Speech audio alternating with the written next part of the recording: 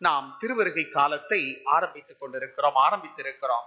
இந்த திருவருகை காலத்திலே நாம் நம்முடைய இந்த திருவருகை காலத்தினுடைய அர்த்தத்தை, பொருளை உணர்ந்து கொள்வதற்கு முன்பு நாம் சற்று சிந்திக்க வேண்டும். நம்முடைய கிறிஸ்தவ வாழ்விலே, இந்த கிறிஸ்தவ மறை நிகழ்வுகளிலே, நம்முடைய கொண்டாட்டங்களிலே திரு என்ற அந்த வார்த்தையை வைத்து ஏராளமான வார்த்தைகளை நாம் நடைமுறைப்படுத்தி கொண்டிருக்கிறோம். நம்முடைய வழிபாடுகளிலும் சரி, நம்முடைய அன்றாட கிறிஸ்தவ வாழ்விலும் சரி.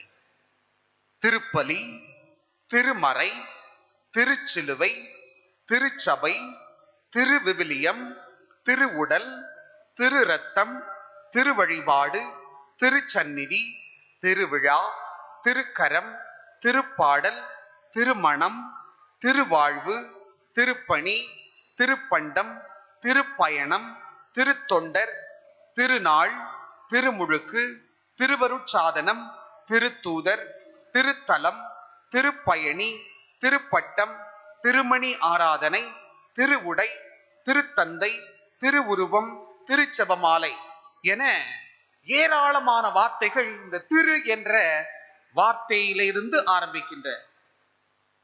அனைத்திற்கு முத்தாய்ப்பாக திருவருகை காலம்.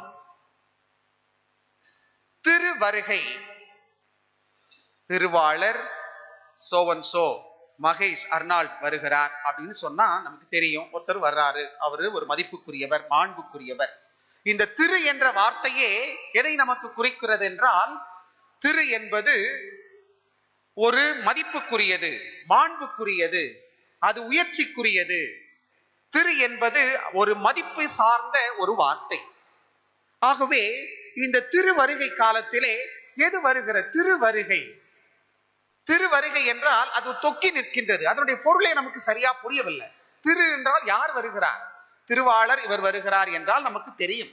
ஆனால் திருவருகை எது ஒன்று வருகிறது என்று நாம் சிந்தித்து பார்க்கும் பொழுது, உண்மையிலே ஆண்டவர் இயேசு கிறிஸ்துவினுடைய இந்த பிறப்போடு இணைந்த செய்திகளை நாம் சிந்தித்து பார்த்தோமானால், அருள் வருகிறது, இரக்கம் வருகிறது, மன்னிப்பு வருகிறது, மகிழ்ச்சி வருகிறது, இறைவன் சமாதானத்தை நமக்கு கொணர்கின்றார், அமைதி வருகிறது. இவை அனைத்துமே இந்த திருவருகை காலத்திலே வருகின்றது.